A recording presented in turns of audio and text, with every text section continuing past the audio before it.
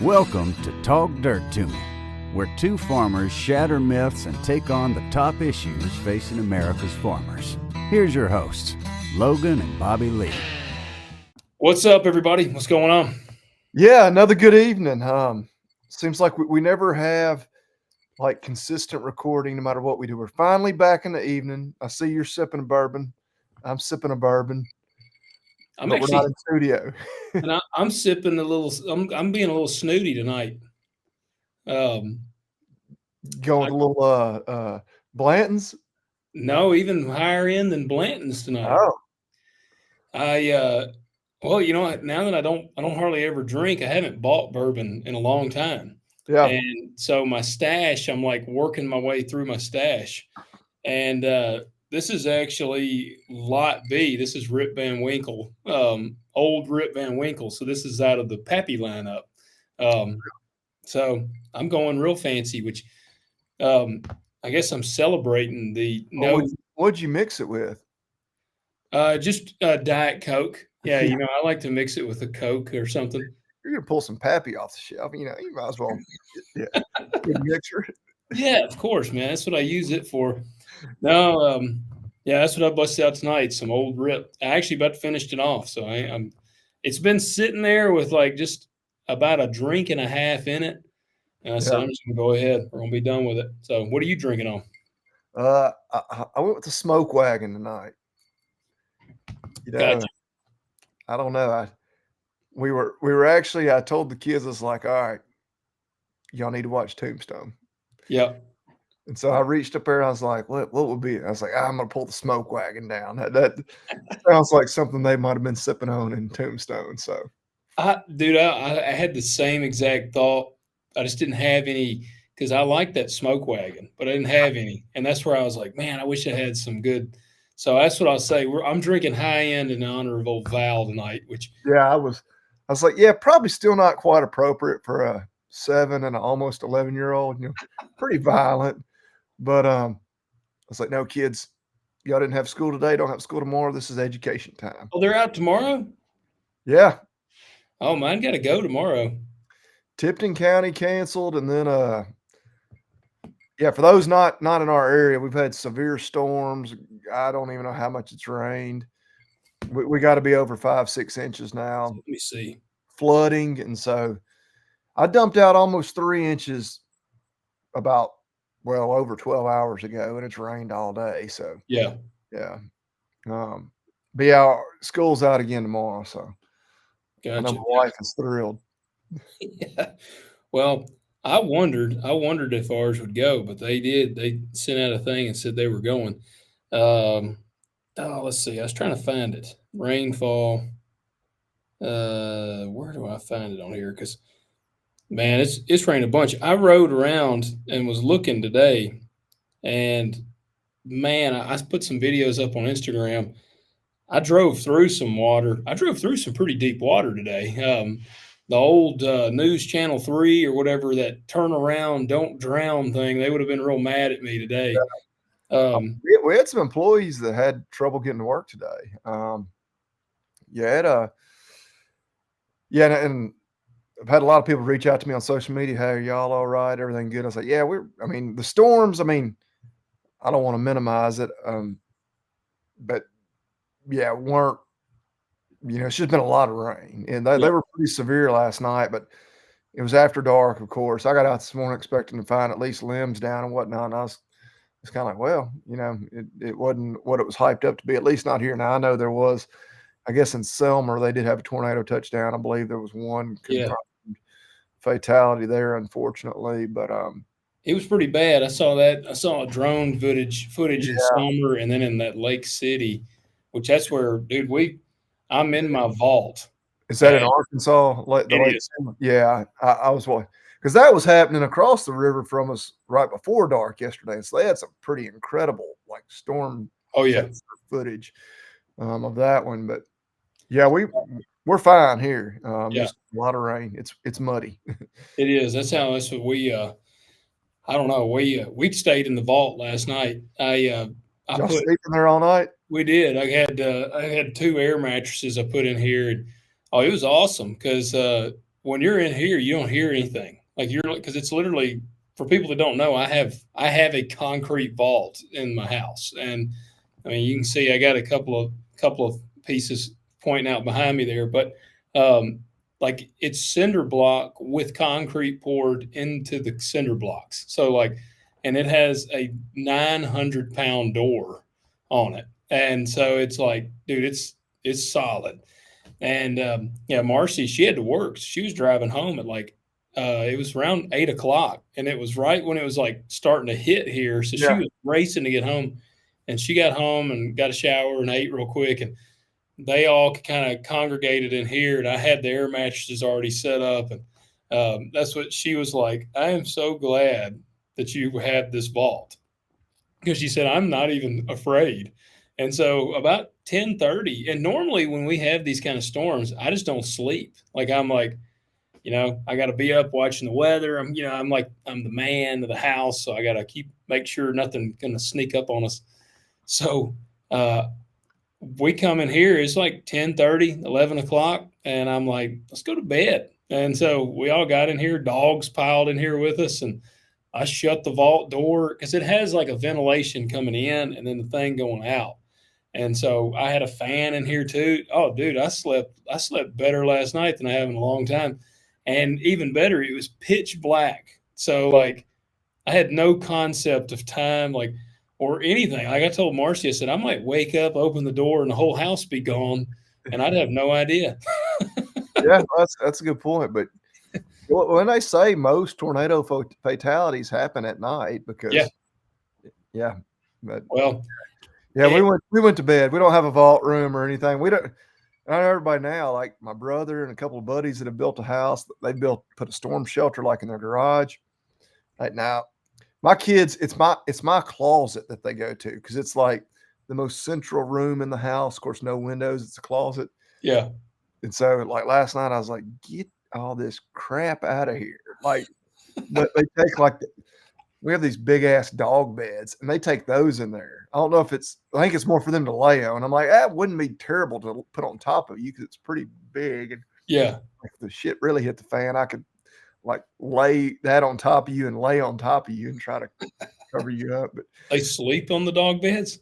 I, it's a big fun game to them. They go in there and they've got the iPad and they're like just goofing off. But yeah, whenever I finally sent them to bed, I'm like, I can't even go in my closet, to undress to get ready for bed because there's so much shit in here.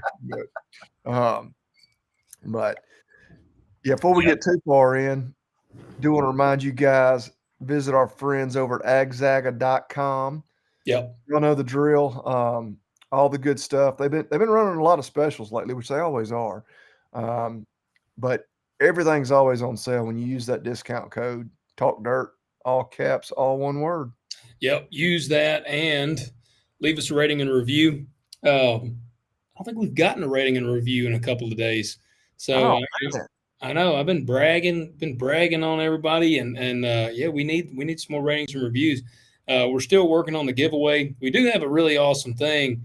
I think I might have said that with Bert, but we've got a really TCA is closed tomorrow. Just got a text. Yeah, I was about to say, as soon as the county schools said they were closed, I was like, we won't go. Well, that's what you just saying that. I was like, damn, I can't believe we're going to be the only damn school in Tipton County going. Well, that's All right. what it was. Wow. Nowadays, and I've got mixed feelings. I feel like the old guy, like back in my day, you know, we did the tornado drills out in the hallway, you know, and but I, Well, I mean, yeah, I feel like COVID kind of set the precedent for like, okay, like we could just cancel school. Like yeah. I have mixed feelings, and I know roads were bad. There's spots where roads are closed because of the flooding and whatnot, but and I've seen pictures like some schools like in Nashville and stuff where I don't know that it's actually getting in the buildings, but some of the school grounds are underwater. Yeah. Um, our Well, school's on relatively high ground. Like I don't think it's a problem. Yeah. that's how ours is. But, bro, I guess, well, before I add anything on that, yeah, leave us those ratings and reviews. We got a sweet giveaway coming up. We got some already awesome one thing put in with TCA, or not TCA, sorry, I got my kid's school on the mind. With Ag Zaga, they've agreed to a pretty legit thing on their end. And we'll announce that more as we get it. But guys, just be watching and leave us those rating and reviews. I'll tell you, I got a pretty cool update, and I'll talk about the weather as well. Um, Dude, one thing today, well, I guess I'll tie this in. I traded tractors. I traded my tractor, Your 8320? my 8420. Yeah, I traded it 2 days ago. 8420, yeah. Yep. Yep. I traded it. You got a 8RX. 8R370. No, I wish but I've been needing to upgrade because those red planters that we run, they pull a tremendous amount of hydraulic oil. Like I don't know if people that aren't familiar with them, they and the 8420 that I had, it's a good tractor and it had plenty of horsepower for it because they take a lot of horsepower, but it had enough horsepower, but the hydraulics suffered. They had a hard time keeping up with that planter, and the R series tractors, they have high flow pumps on the hydraulics. And so last year I was trying to trade. I looked at several 8270s and even 8235s and all the R models. And man, they always were just too expensive. And dude, I was on Facebook 2 days ago and I saw an 8285R and it's like a 2012 model. My tractor was a 2004. And so the 8 year newer. It had the 8285 actually has a little more hours than mine, but mine had tremendously low hours. Like it was a kind of an oddity, and but it's got the high flow pump for the hydraulics.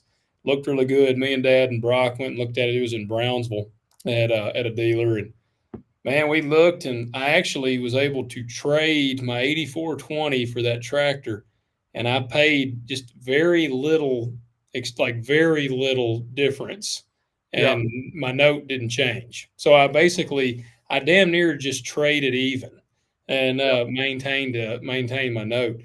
And so the big thing, man, I laughed. I got in trade in for my 8420 the exact same amount that I paid for it 6 years ago. Yep. So it was good, man. But it's the tractor seems really sweet. You never know. It's a used tractor. The thing could be a big turd, but I drove it home. I've been working I got to get all my wiring swapped over and everything for my planter. Well, I was in the shed out there behind the birdhouse today. I went out there and was kind of working. I got it pulled up under the shed. Well, man, it was doing some bad to the bone lightning today. Well, and the rain is sideways, so I'm sure you still ain't dry. Yeah. Well, I got so scared of the lightning that I finally just left. I was like under that because it's real tall. It's like it's a tall building and it's open on all the sides. But I saw like three just. I swear one lightning bolt came down and sat there for like 3 seconds. Like I've never seen one that long. A friend of my mom's, their house burned down. Struck Lightning? by lightning last night. I saw where we gotten struck by lightning. I saw their house burnt down, and of course, I was like, man, I wonder if that was to do with the storm. Obviously, houses can burn down for a lot of reasons. Yeah. Yeah, that's what Kaylin was telling me just a few minutes ago. It's like, yeah, it was struck by lightning during the storm. I was like, well, that makes sense. Like I was wondering, I was like, wow, that's awfully coincidental. But yeah, burnt. I think they, other than getting themselves and I think their pets out, they lost everything. Dude, that's terrible. I couldn't imagine. Yeah, lightning. Yeah. Well, that was where I finally was because again, it's super wet. I'm not gonna be able to be in the field for a week, assuming that it even dries up then. And that's what today I was like, man, you dumbass, I'm gonna get struck by lightning and die in this shed because I'm just being hard headed.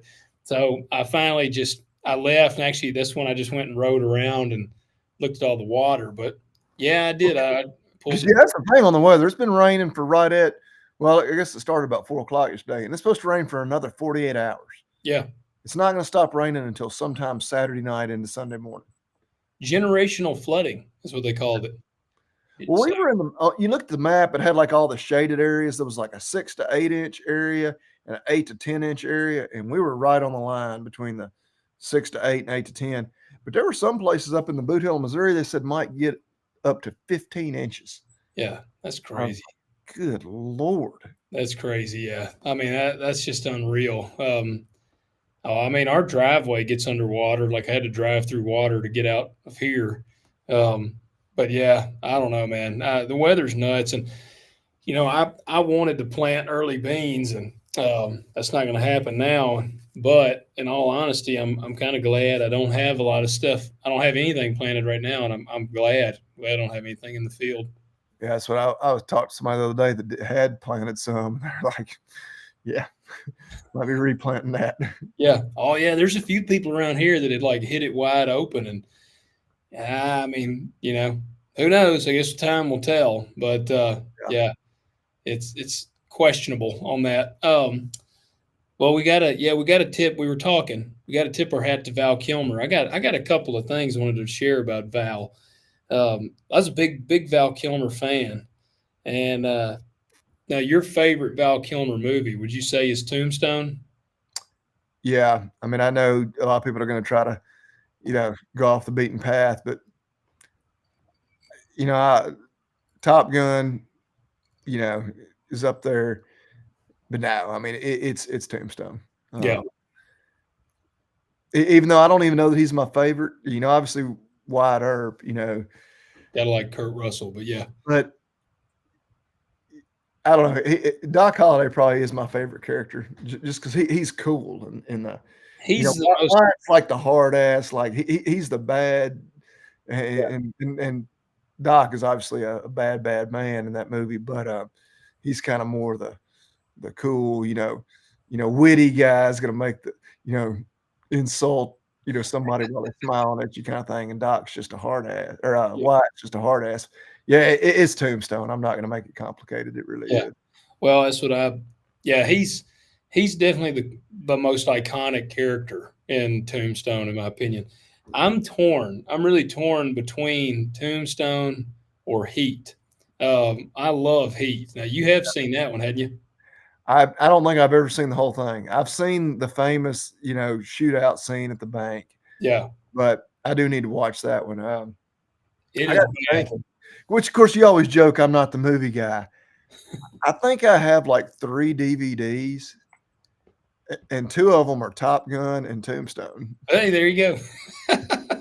And from back in the day, yeah, for all the young folks out there, Yeah. you Well, used to you, have to you buy know, these aren't even Blu-ray DVDs; these are just DVDs. yeah, dude. That's where I feel like that's a sign that we're aging because actors of our childhood are dying, and like that's a weird feeling. Like it's odd, and honestly, I felt kind of strange because I've never met Val Kilmer, never met him. I don't know anybody that knows him, but I was bummed. I was really bummed, and I'm like, man, I don't even know this guy, but I'm like, this is kind of when Elvis died. All the big fans of his were like heartbroken and I was like, that's when I hear that, I'm like, that's weird.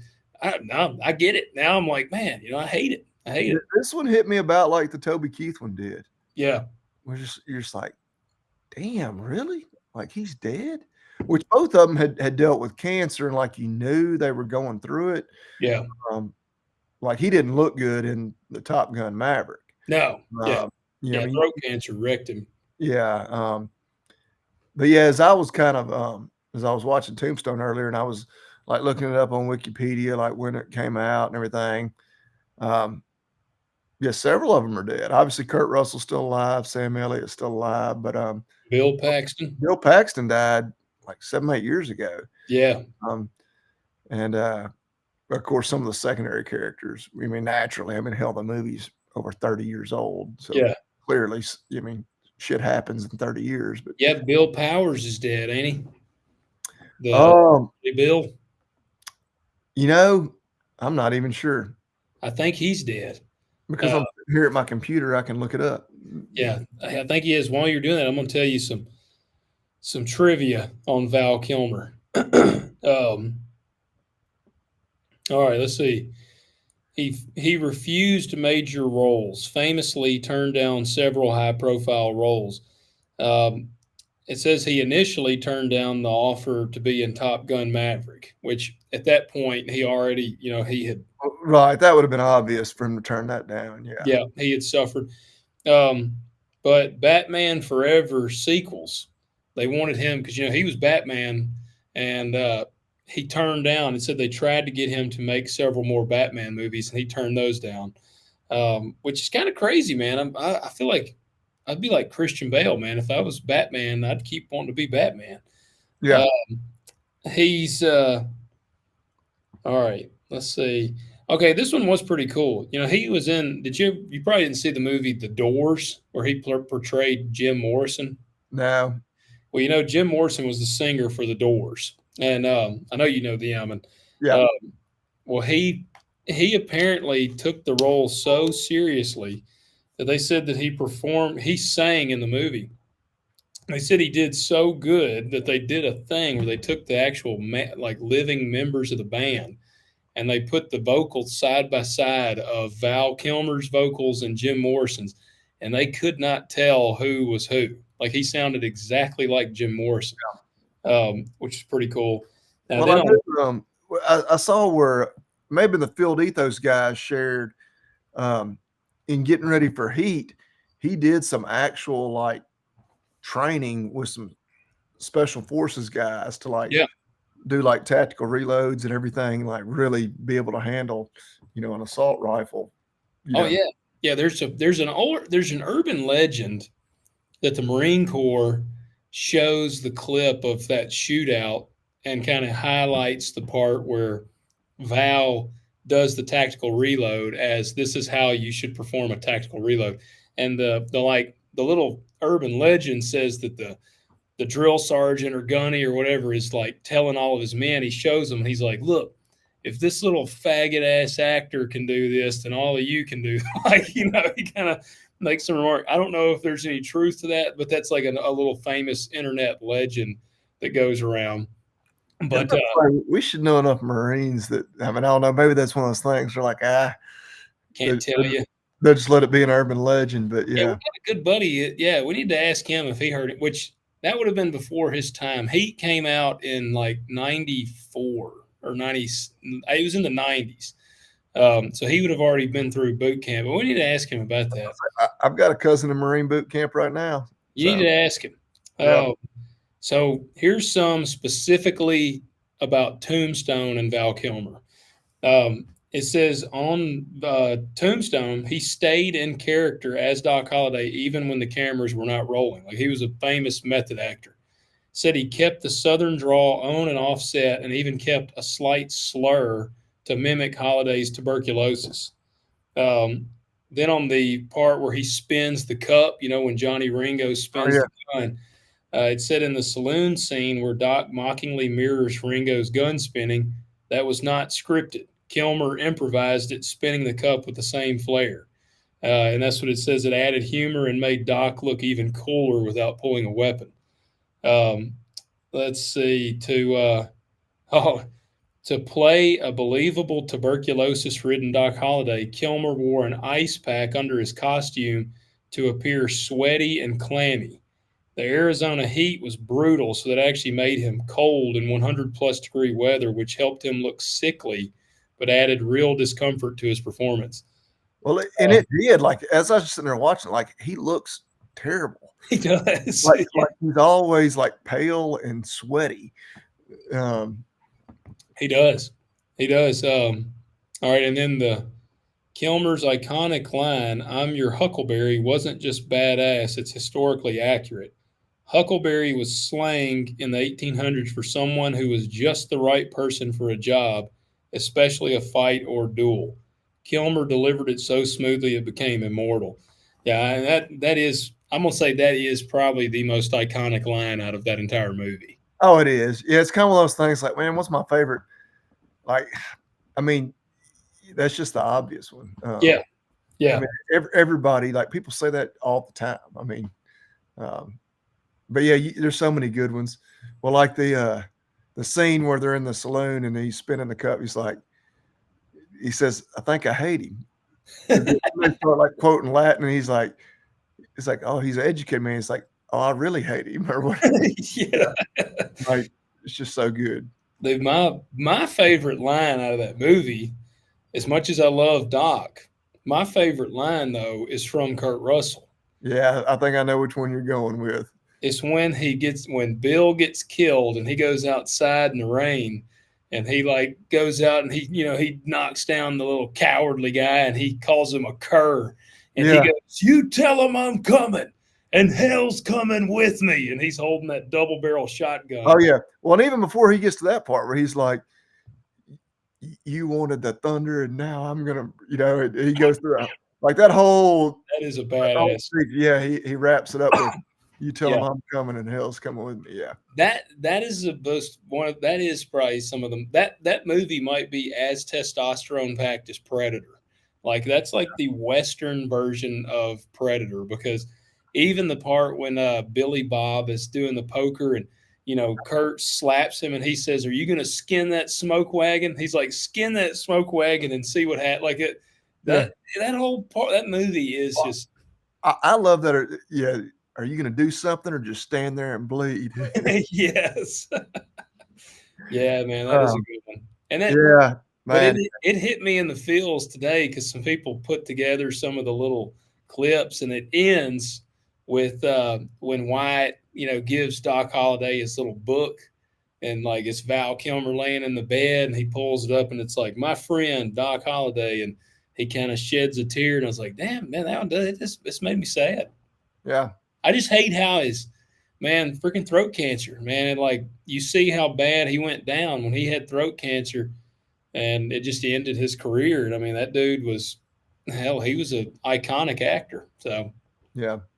there's y'all's talk dirt to me about Val Kilmer and Yeah. yeah, Movie time. yeah, giving him a toast. We'll do a toast to old Val. Yep. All right. We got a couple of emails here real quick. Wanted to get to. All right, this first one comes in from Jeremy. He said, "Hey fellas, wanted to ask about the black Baldy popularity. There's been some talk in my area about Baldies pushing Angus for top dog at the sale barns. I know Bobby Lee has been spending some time at the sales lately. I'm currently looking to upgrade my cattle quality and would love to hear y'all's opinions. I'd also like to get my hands on Bobby Lee's finishing ration file. Thanks, guys. Keep bailing and Bobby Lee will love this last part. Roll Tide." Yeah. Yeah. Bobby Lee said he's not going to send you that ration thing anymore. He's going to make specific. He's going to make it a little off so that it'll give him the squirts. My whole thing is, if you're from Alabama and you're an ag guy, you should be an Auburn guy. That's the ag school in the state. Like, come on, what are you doing? Yep. Yep. But, There you go. Hey, I'm on text. I'm texting Jeremy. I'm texting Bobby Lee your email right now, and he'll get that ration sent to you. yeah, by the time you're hearing this, you ought to already have that in your inbox. Yep. All right. So, what yeah, do you think? Is the the Baldies, he's going to take them down? so, just going through the sale barn, the sale ring, like a feeder cattle auction, a black Baldy, with all other things being equal, will rival, a solid black, straight Angus or, Angus cross, type calf. Because a black Baldy, because the whole, secret, it's not a secret with certified Angus beef. Certified Angus beef does not have to be purebred Angus. As far as color goes, it just has to be more than 50% black. And has to meet some other benchmarks. But a lot of folks like me that are buying feeder calves, to put out on grass, when you've got that Baldy, you've got some hybrid vigor. Just that heterosis. They're crossbred. They're going to be, a little hardier, a little more efficient typically than just a straight up purebred, Angus or purebred of any breed. So, oh, absolutely. Baldies crush it. Now, black calves do too. And in all honesty, like anything, with 4 legs and a tail is crushing it right now at the sale barn. If it's alive, it's doing good. But yeah, and that's where a lot of people, they love, they'll, so they've got a bunch of black cows, they'll buy a Hereford bull, or vice versa. So yeah, absolutely. And if you're looking for, was he specifically asking about building a herd, like buying cows? He says, I'm currently looking to upgrade my cattle quality. Yeah. Well, and one thing, one of the beautiful things about genetics and cattle is black is a dominant trait. So it doesn't matter what color your cows are. Yeah. You're going to sell that cow once. Hopefully you're going to sell her. You're not going to just drag her off when she dies one day. So you can have cows of any color you want, buy you an Angus bull, or black Simmental, whatever, you're going to get black calves. So, Yeah. I've never, like, whenever I've been in the market for cows, and again, now is not a great time to be in the market, but I don't know. I was sitting there thinking the other day, I was like, we don't know how long this thing is going to stay high. I need to really look at my numbers because I may need to buy a few, to have the calf crop I want to have next year. But I don't care. I don't want to sacrifice quality. Obviously, like he said, he's wanting to upgrade, but I wouldn't focus. Like if I can buy some colored cows, some red, or some Charolais cross cows, some white cows, whatever, for cheaper than I can, an equally good black cow, I'll absolutely buy those colored ones. Yeah. And just put a black bull on them, have them raise black calves for me. Yeah. Yeah. Well, that's what I've said. If I can, whenever I ever get to a position to work on my future herd out here, when I get this fenced and everything, my plan is black baldies. That's what I want to have out here. That's still probably a couple of years down the road. I got too many other irons in the fire. All right, Jeremy, appreciate that, man. Hopefully that answered your question. Next question or next email comes in from Les. All right, I saw this one, and Les, I'm gonna tell you, man, I tried to read it in an Australian accent, but I'm not a great Aussie guy, And he kind of writes it like I was like, because it says good day, so I was like, good day, guys. My wife and I are both first generation cattle farmers in Australia. I wanted to read it like some Crocodile Dundee, but said, good day, guys. My wife and I are both first generation cattle farmers in Australia. A few years back, we purchased our first 500-acre farm. At the time, we were unaware of a proposed wind farm in the area and were approached by the company to place a turbine on our property. We are both very aware that renewable energy is never going to work long term and will never replace fossil fuels, but in a time where diversification is crucial for a lot of farms to succeed and something you guys are passionate about, we ultimately agreed and signed the lease agreement, about 50 square meters of land. My question to guys is taking advantage of an opportunity like this a dance with the green energy devil or a good opportunity for the farm to make some passive income? I'd love your opinions on good versus bad farm diversification. Love the podcast. Look forward to it every week. Cheers, Les, full-time coal miner, part-time farmer. Man, I actually drove through Millington today and drove past the old farm that I used to work. And it's crazy. It's crazy. They're putting panels out there on all of it. And all the panel things are lined up. Like it just makes me sick. That is different than this. Man, the way I look at this, they said it took up 50 square meters. I don't know how does that translate to acres? I actually just looked it up. Not hardly anything. I was going to say, what is 50 square? Is that even an acre? No, it's like not even like I'm going to actually put it in square feet. Dang. Wow. Okay. That's only like 538 square feet. Oh yeah. See, so dude, that pretty much just must be the footprint for the base of it. Yeah. Well, dude, in my opinion, here's the main gist I want to drive home. First of all, you got to survive farming. If you're going to farm, you have to make the money to keep farming. So here's the deal. I know of guys that have put up windmills or allowed them to be put up that they'll sit here and talk about how the wind energy is stupid, Yeah. But yeah, they're getting paid to do it. I mean, and I don't know. Yeah, money talks. It Yeah, doesn't. That's different to me than like the solar panel thing, just because yeah, you're 'cause not you can taking still out the farm entire. around them. Yeah. It, right, I agree with that to an extent. Yeah. They are an eyesore, my God, which Oh, both are an eyesore. yeah. Um, there's a bunch of windmills over around where we duck hunt, and they're not immediately like right there, but you can see them off in the distance, and still, it's just kind of it's like a dystopian thing. It's like, Yeah.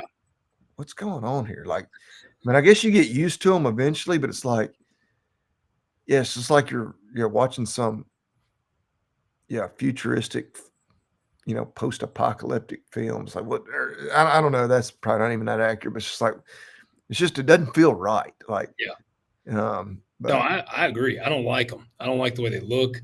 But like, if someone came up and was like, "We want to put one of these on your property," and on a 500-acre farm, that's what he said. They got their first 500 acres, so they may even have more. Dude, that little bit out of 500 acres, I would probably do it to get paid. It depends on how much the income is as well. well, Uh, we got a letter in the mail the other day, which we get all kinds of crap. More for the vet clinic.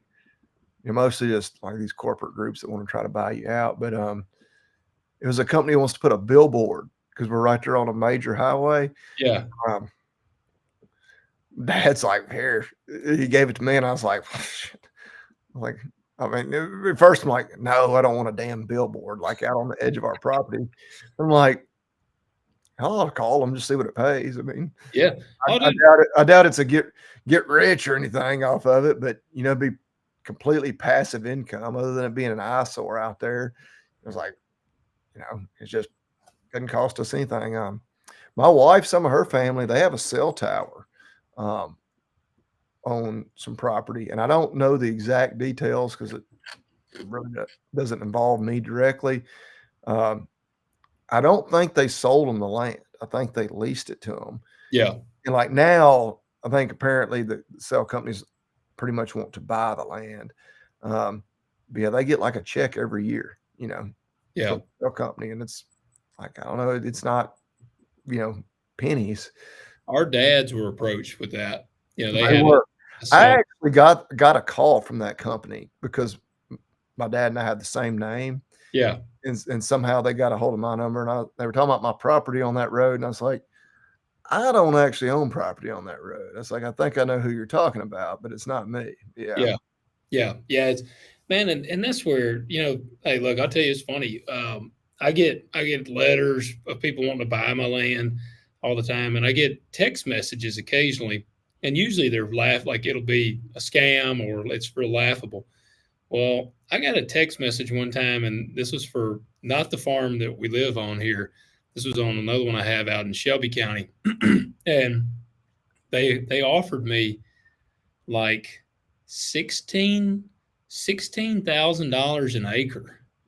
Um, and I told Marcy when I got that text because it had an amount on there, and I was like, that can't be right. And so I said, this has to be a scam.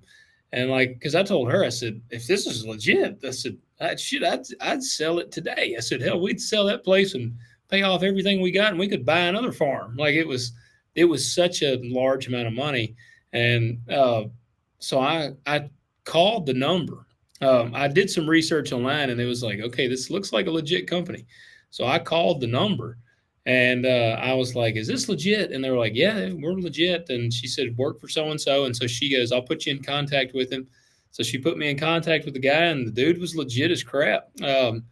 And so I was like, "Man, y'all made an offer to me on this farm." And I said, I said, to be honest with you, it is enough where I would consider selling this place. I said, I don't want to sell the place, but for that money, I'd be stupid not to, because I could, it would benefit my operation to do so. And so he was like, all right, well, let me take a look. And he said, how much was it for? And kind of asked me questions. Dude, it was hilarious. They offered me like 16,000 an acre. Well, when he came back, he called me back and he's like, Logan, I got to be honest with you, man. And I said, what? And he goes, we've made a mistake. And I said, oh, what do you mean? And he goes, I don't know how this happened. He said, my secretary, she like evaluates the ground and she can do this and that. And he said, I don't know if she put in one too many zeros. Like it was like the offer was, he said, I am interested in buying your place, but I can only do like 2,300 an acre. And I was like, no. So Yeah. it, but for a second I was like, wow, shoot, I mean, it's not like family ground that I'm selling. So I'd be like, yeah, but, but I don't know, man. I'm like, if it's an opportunity for you to make a move on this property to then benefit you by advancing your operation in a way, or I'm kind of like, I'm kind of a go for it kind of guy. Now, the solar panels is ones that I just hate them. Like I hate them, and they ruin the ground.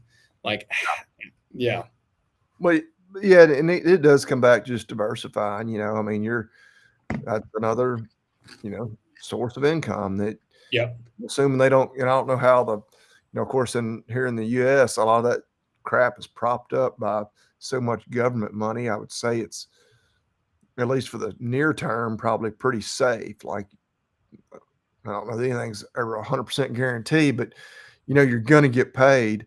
Obviously, completely different situation. In Australia, I would assume, but yeah, if that's a reliable source of some passive income, help pay some bills on a lean year. Yeah, I wouldn't fault anyone for exploring that option. no, yeah, no, and man, and look, I'm sure your area, if it's anything like ours, I know you're in Australia, but there will be people that'll be like, "Oh, he's a sellout," like I mean, because I had sold a farm, and again, it was a similar scenario to what I was just describing. It was kind of a deal where it's like I have to take this deal or I'm an idiot, and I mean, it actually helped us. Like that's how we built the farm store and did all that. But there's people in that town there they probably still think that I'm like a piece of crap, and but I kind of look at it like those same people, it's really easy for people when they're not faced with the opportunity to say no. Like when if you approached, I would say any of the people that have ever made a remark about me selling that place, if you approach them with the offer that I received, they would all take the offer. So I wouldn't sweat it, especially about anybody else. So I mean, are you dancing with the green energy devil? Yeah, maybe a little bit. Um, but hey, was it Van Halen? They got the famous song "Running with the Devil." So I mean, I guess they were doing some dancing with the devil. Well, I mean, the devil's money spends just like any other money. Yeah, they're giving away that. Again, I don't know how it is. I'm sure it probably is subsidized there too. But I would think. I mean, yeah, that is a weird deal because I completely disagree with the government handing out all that money. Yeah. Same time, if there's all these, rich assholes, getting even richer off of it, taking it, and they're going to give it away anyway, well, then I just assume it'd be me that got it, Yeah. And some people might say, oh, it's, you're not principled or whatever, but, short of Doge really coming in and totally slashing everything, government's going to spend money on stupid shit. They just are. Yeah. Oh, well, it goes. You can say the same thing about like a lot of the subsidized crop insurance stuff and whatnot that we get. And do I agree that we have it subsidized? Not really. But do I take it if they're going to offer it? Well, hell yeah, you Yeah. kind of have to. I had some guys were talking about that today on that ECAP, or it was today, or just within the last couple of days, the ECAP money. That's the new thing, that the emergency money that the government's put out to farmers, and you go in, and I've gone and done my thing and received it, and it's literally already been exchanged to the debt that was owed, Yeah. and that's what everybody else that I've talked to has done the same. And there's a couple of guys. You always got your guys that are like, dog it on there, and I mean, Bobby Lee and I, look, if you're a new listener here and you wonder about our take on subsidies, we've done quite a few episodes on it. I'm not going to harp on that again. You can go back and listen. But there's a bunch of guys that I've seen online. They were talking about it on that Facebook page that I got. And of course, there were some dudes bashing them on there. They're like, yeah, you welfare guys, this and that. And another dude commented, he made the same point like we've said. He's like, man, I pay taxes every year. He said, the way I see it, one, I'm getting a little bit of my taxes back. And two, all my neighbors are taking it. And I'm trying to compete with those guys. So by God, I'm going to take it too. And so it is what it is. And I'm going to go ahead and tell you, you can probably prepare. If you're bothered by this ECAP funds, you might as well strap in for the ride, because there's pretty strong chance we've received 85% of the payment. Like the ECAP, and it's confusing as hell, but they've done 85%. We're going to get 15% more probably here, in like the remaining 15%. There's a really strong chance we're going to receive that. And there's now a really strong odds that we're going to receive another payment later in the year to offset all of this tariff stuff. It just like the MFP payment that we got when Trump was in the first time. Sounds like it's probably going to happen again. And whether we like it or not, it's pretty much, it looks like it's going to happen. Well, and we were kind of destined to have to talk about the T word this week, just because that's dominated the news like crazy. And titties. Yeah, dude, you're damn right. Titties are definitely, not that I'm necessarily an expert there, probably more of an expert than I am on tariffs. Yeah, definitely. Although if you get on social media, there's like, a couple 100 million tariff experts out there right There now. is. Everybody knows how to break down, the tariff deal. And they point out tariffs are actually a tax on our own, like whatever. Like we understand the basics of a tariff. Yeah. But I don't know. A lot of people that are freaking out, and I get people commenting on my YouTube videos because I got my Trump flag in the barn, and they're like, "Oh, he's terrible flag." Like, look, this is not a game that we're going to be able to judge how this works this week, this month, this year. Yeah.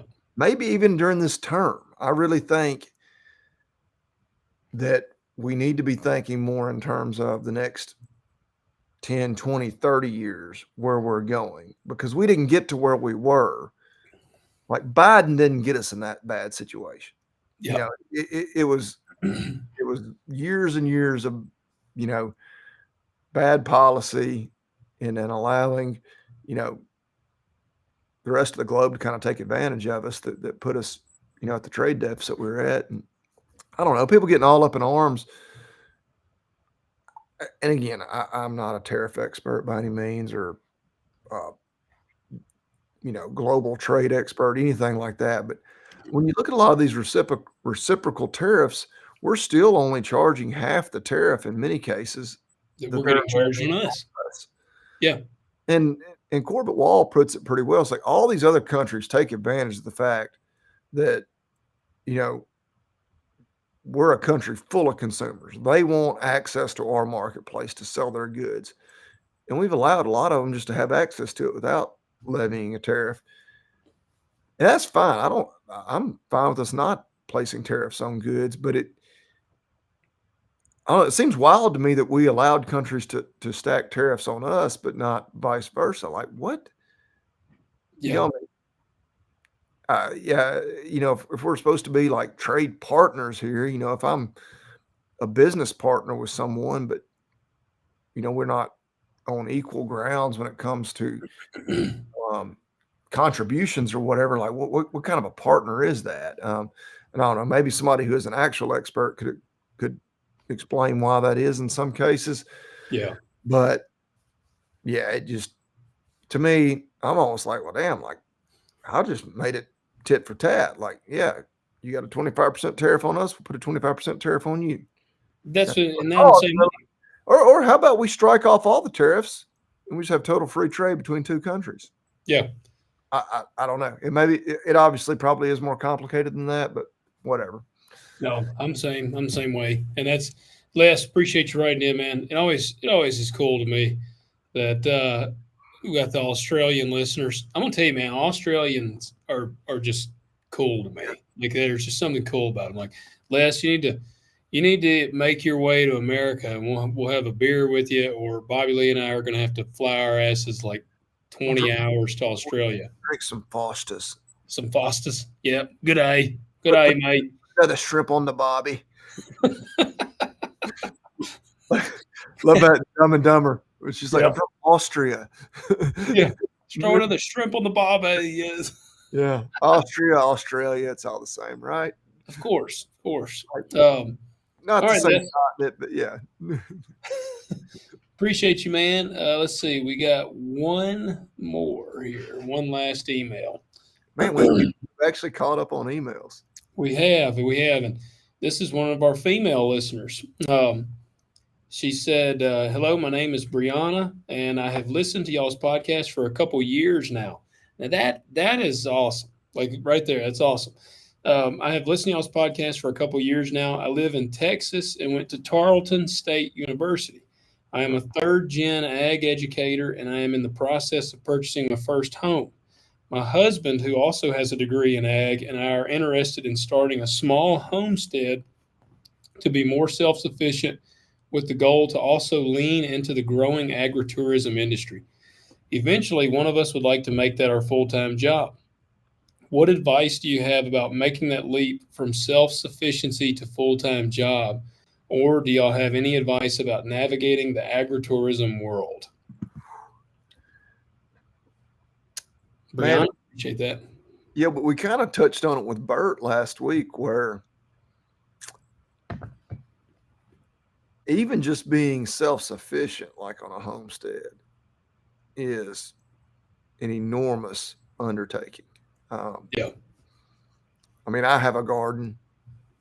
It will provide roughly 1% of the produce that my family consumes in a year. I mean, it may be a little more than that, but yeah, you know what I mean. It provides for us. I have enough squash for about 18 families. Yeah, squash always, gosh, damn, yeah. Pretty much, enough other vegetables to keep me, fed 3 or 4 nights a week. We can grow the hell out of squash right here in the South. Squash and okra. But, and again, Bert hit on this, you need to be into canning and preserving because, we can grow those products we have a pretty good growing season here, but for a few months, and then, all winter long, what are you going to eat, unless you got it all preserved. So, I am certainly not the person to ask there. You probably are more equipped to answer that, Logan. Man, well, I'll tell you, making the leap from self-sufficiency to full-time job, that was something, whenever I just came back to farming, I was a machinist, and the first several years, my pay was half.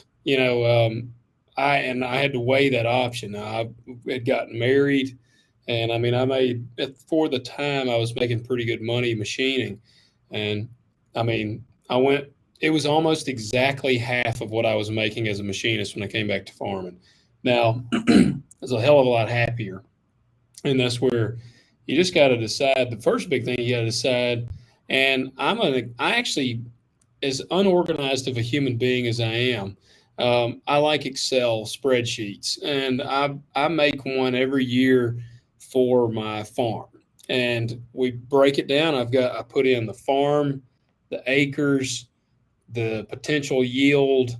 I put in a price, and then I got a cost per acre, and then I have all of it run all the way out. And I can go in and change like one thing, and it'll alter all of it. And at the very end, I have an ROI on each farm so that I can see what they all are. And I say that to say I would figure up something like that for your living. Like, how do you got to live? And because as nice as it was for me to make that extra money when I was machining, I was damn miserable as hell working that job. And so when I came back to farming and started my own operation, doing that, I was making a lot less money, but man, I was a whole lot happier human being. And so my quality of life was better. And so that's where I think you got to weigh those options and say, like, what do I got to have? What are the necessities?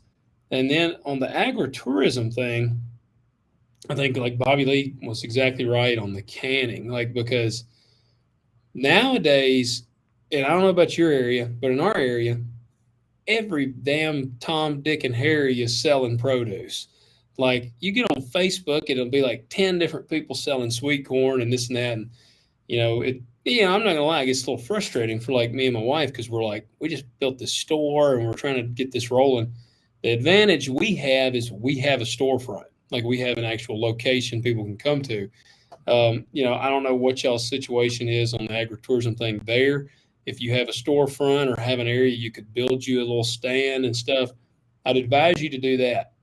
The other thing is, and this is something reluctantly we are doing, is we're going to start bringing in products from outside our own growing. Um, we initially set out with the goal of we're only going to sell things that we grow or make ourselves, and that is a lofty goal. We found out that we just basically don't have the time to meet the demand, which is a good problem. But we just couldn't keep up with the supply and or the demand. I mean, we didn't have enough supply, and so we would have people wanting more sauerkraut and this and that. Now, the sauerkraut is one thing we are going to make ourselves, but now there's other elements. Like we're actually considering getting into the feed, selling feed out of the farm store, like chicken and beef feed and all that. But going to bring in maybe even some honey or something maybe from other areas where we just can't fulfill that demand. Um, so I would look at that.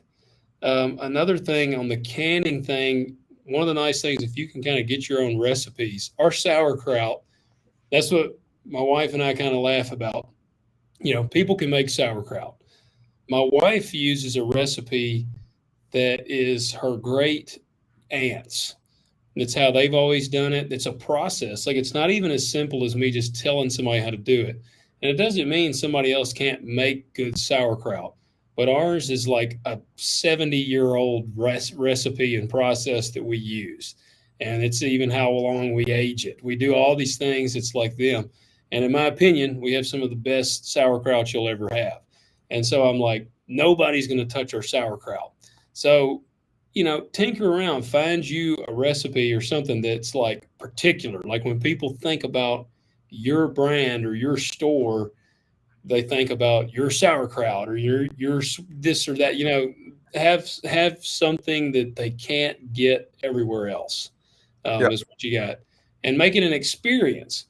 Again, anybody can sell something. Anybody can go on Facebook Marketplace and sell some salsa or sell sweet corn. But man, I mean, when people come to our farm store, my wife's going to talk to them. I'm going to talk to them. Like my kids are there. It's friendly. Like and eventually our goal. I've been building a goat shelter before it was like crazy weather. We're going to have the goats, the chickens. We're going to have who knows what else out there. Like it's going to be kind of a petting zoo. So it'll be a whole experience coming. You won't literally just be coming to go shopping. You'll be coming for that experience. And that's kind of what I would encourage you to lean into. And the more creative and imaginative as you can get, I mean, people do corn cribs where they have a big, instead of the big ball of like ball pit that kids play in, it's corn. Like they've got a thing full of corn and kids can get in it and play in it. And I've seen old combines that they've turned into slides and stuff like. So the more creative you can get on things like that, the better. So yeah, that's kind of my advice or my 2 cents on it. Yeah, something to set you apart. What is your secret sauce? It may be a literal secret sauce that you Yes. can sell, or it's just, what sets you apart? Maybe you're really awesome at social media and you're funny and people just want to come out And meet you. because you're semi-famous for that. And yeah, or yeah, you have a really unique setup, like you're saying, with the slides and stuff for the kids, or yeah, you may just, yeah, can and, the very best sauerkraut, within a 3-state area, something like that. Yeah. Yeah, I mean, just figure out what you're good at, what makes you unique. It's true of any business, and yeah, really, it's what you're good at, what you're passionate about, because that's what, if you're passionate about it, that's probably going to be what you're really good at, and, Yeah. and lean into that. Yeah. Yeah. No, I mean, and I don't be afraid to try different elements and see. And the nice thing about Bobby Lee said squash, I've shared this story before, but I'll share it here again. Um, we grew squash. We planted it last year. We're going to plant it again this year because it literally it grows so easily here. Yeah. You We got to had, watch squash bugs. That's literally it. yeah, yeah. We had squash come in before anything else last year. My wife put up on Facebook we were going to be open to sell squash. One person came and bought squash. She was open for like 2 days. One person came and bought squash. It was one of her aunts, and nobody else came. So we were like, we grew all this freaking squash. Nobody's going to get any. And then the sweet corn came in. Now the sweet corn is a draw. Like one, because I'm pretty darn competitive on the price. I'll just say it here is kind of funny. I was absolutely cutting the throat of some of the competitors' prices on there. They were telling me that. I had several of them. They were like, "Man, you're slaughtering somebody's prices," and I'm like, "Well, I'm just competitive, sometimes to a negative degree." But so I was slaughtering them on the sweet corn, but it's a draw, and they would come in, and this is where I have the edge.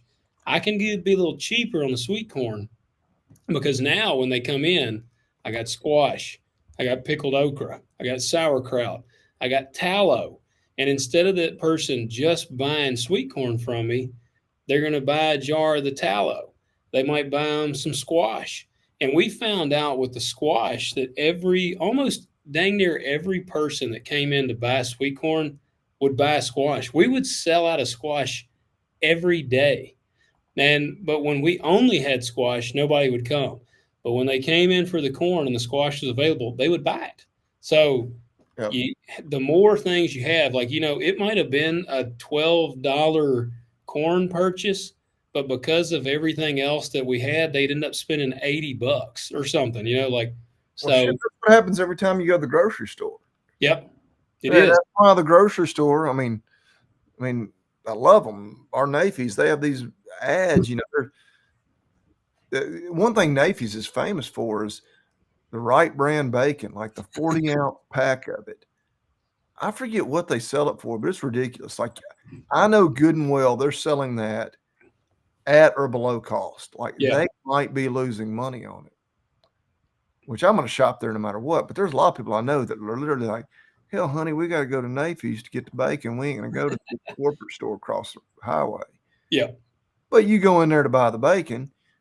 We need a gallon of milk, some butter, some eggs. Yeah, you go in there for a $8.99 pack of bacon, and you leave, and it's $89.99. Yeah. Exactly. Yep. And it's exactly the same. So that's where I encourage you to try to stay as stocked as you can, even if that does require you to bring in. I mean, we got some local people around here, and this is no hate on them. They're going to like Florida and getting strawberries, and they've been bringing them here. And apparently they have been like selling out every freaking day or something. Like they've been just completely selling out of these things. They keep having to go back and get them. The good thing about it, they're staying open because they got stuff in the store. Whereas we haven't even been open because our eggs, we now sell to a local bakery too. So we're selling at least 10 dozen eggs a week to a bakery. And so I'm trying to meet that demand. And so it's figuring all that out. And I will tell you, don't like go in crazy right out the gate because it can be extremely overwhelming. So kind of ease into it and try it. But yeah, I mean, I think that is a thriving area of agriculture. So Brianna, I think that's awesome. Appreciate you writing in. I want you to keep us posted. Like, let us know, let us keep us updated on how this goes. And I mean, hey, my wife, me and her have talked about going to Texas. Y'all get this thing going. We'll have to come visit y'all's farm store when y'all get it rolling. So, Yeah.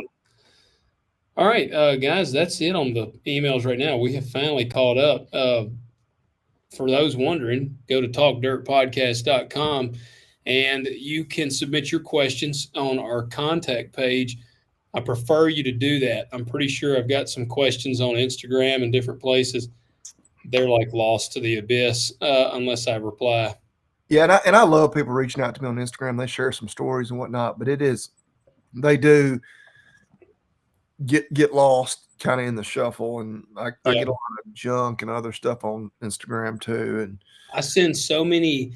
I'm sending and receiving so many gifts and memes a day that it's yeah, hard for me to keep up with everything. the random people. I'm That remind- sending Bobby Lee horrifically graphic videos, and he's sending me horrifically graphic videos, and yeah, like incredibly inappropriate stuff. Yeah, that we can't share. yes, Yes, and I'm in a group, so like I'm in some group messages with people and some individual. Yeah, and so like all the time, be like, oh, somebody asked a really good question of the day.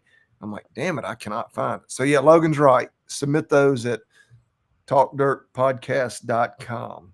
yes, that is the best place to do that. Um, I think that's it. Until you got our man here. Oh man, I was. It reminded me. I actually pulled up Instagram as you were saying that. Okay, you got to. No. I saw a particular influencer, and they had done a different video a few days before, and I was like, oh, I've got to send that one to Logan. I was going back and trying to find it. So you'll have to watch for that one. All right. Let me get him queued up. Words No. made in America. All right, that was just a trial run. Words made in America. Let me Made start in- off with 2 words. Made in America. Let me Look at it 3 times. Yeah, there you go. Do you got one? You got one tonight? I got one. Let's go. Let's hear yours. So a product I've actually probably used for quite a while, but I was at my brother's place the other day, and he had some of them, and I was like, made in USA. Well, then good old Facebook Marketplace, I bought 10 tartar feed bunks. Okay. The poly, the Yeah. old, plastic feed bunks and the galvanized legs. Yeah, they're not cheap, but they're made in USA. They're made well. So yeah, I was needing some more feed bunks. We've got all these calves out on pasture that we're really trying to push more feed to this year. And I've got some homemade bunks that don't last, and they're just not as easy to feed out of. They step in them because they're on the ground. Yeah. So yeah, I had a guy, had a bunch. He had like 14 of them. I ended up buying 10 from him. But hey, that's a good example of how well made they are. These were used. They've been beat up. No, they're just fine. That's what he was looking. He's like, a couple of them are a little bit bent. I was like, hell, they're fine. He's like, go through there. And since I wasn't buying all of them, I was like, no, dude, even I'm not that picky. But yeah, very well made.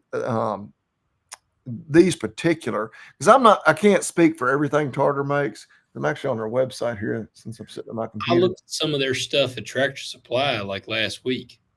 Like their website is tartarusa.com. Yeah. And like feed bunks, like clearly say like stamped right there on them, made in USA. I'll give their like web design or marketing people a hard time. Like that ought to be like painted all over your website. Like Yeah. Hell yeah. Because as I'm sitting here, I'm like, it really doesn't say where they're manufactured. Man, yeah, that's a huge marketing mishap. Like they're in Dunville, Kentucky, but it doesn't.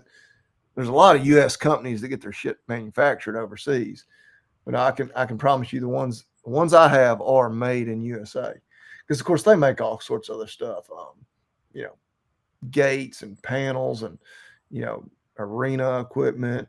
My gate, I bought a gate for this goat pen that I'm building. Squeeze sheets, yeah, they make all that sort of stuff. Yeah, I think my gate is a tartar. Yeah, and so I love tartar sauce. yeah, I do too. If I meet If I'm eating some fried catfish, sometimes I'm just ketchup kind of guy. Like I keep Yeah. it simple, but now a lot of times I do like that kind of zing or bang of some tartar sauce. So Yeah. All right. Well, there you go. Check out tartar on that. And I got a quote for us before we close this out, and it comes from Val Kilmer himself. It's out of his memoir. I've never read his memoir. It's called "I'm Your Huckleberry," but he talks about this is about Hollywood and fame. And he says, "I saw this is actually a wise thing. Like we actually laugh about this, but he's actually using it very seriously here." He said, "I see what fame did to people. Cocaine was everywhere, and I saw it ruin people I cared about. I avoided it not because I was a saint, but because I was afraid of losing control." So you get two things there. You get the cocaine reference, and you get some wisdom from the man Kilmer himself. I was afraid you were about to forget the cocaine reference. I literally had just torn off a piece of paper I was going to write cocaine on and hold it up in front of my camera to remind you. You came through in the clutch. Dude, I did. In that Bert's episode, somebody commented on Spotify. Let me see, because we pulled it out right at the end. Yeah. And this is another one. There's going to be somebody that is going to be like militantly wait to catch us. And let's see this comment. Somebody wrote on Bert's. Here it is. He said. He said, "Great story, guys, and way to sneak in the cocaine. Thought I got you." So, Oh, we messed up, forgot it one time, not again. that's what I said. I said, we won't get caught slipping again. So, yeah, I had already been looking. I was like, did Val Kilmer ever talk about cocaine? And apparently, Val abstained from hard drug use, from all I could see. So, Good deal. yeah. So there you go. There's your wisdom. Again, we tip our hats in memory of Val Kilmer and the awesome work he did. And guys, ask that you go to Talk Dirt Podcast. Like I said, submit your questions and leave us a rating and a review. Be listening either this coming week or the week after. I'm hoping that we'll have this. We're going to try to get our giveaway dialed in so we can break the suspense and get you guys knowing what's coming. Also, you guys need to check out agzaga.com. Get on there and order you some awesome gear. Like I said, speaking of this giveaway, we've got an awesome thing with Agzaga. We've already talked to them about it. We don't want to release any details yet. Once we get it, I think everyone will be pretty stoked. I know I would love to win this thing from them. Just from them, what they're throwing in would make that's just going to be part of it. Yeah. Yep. So go check them out. I filled up both of my. Is there going to be a sign up on the website to enter? Most likely, yes. You mentioned that, because then there's going to be multiple. It's going to be one of those deals where you can share it and you get multiple entries. Yeah. Yep. Yep. So if and I'm telling you guys, like in my head, I'm imagining a grand prize tally of, probably close to $1,000. It's kind of what the number that I'm figuring.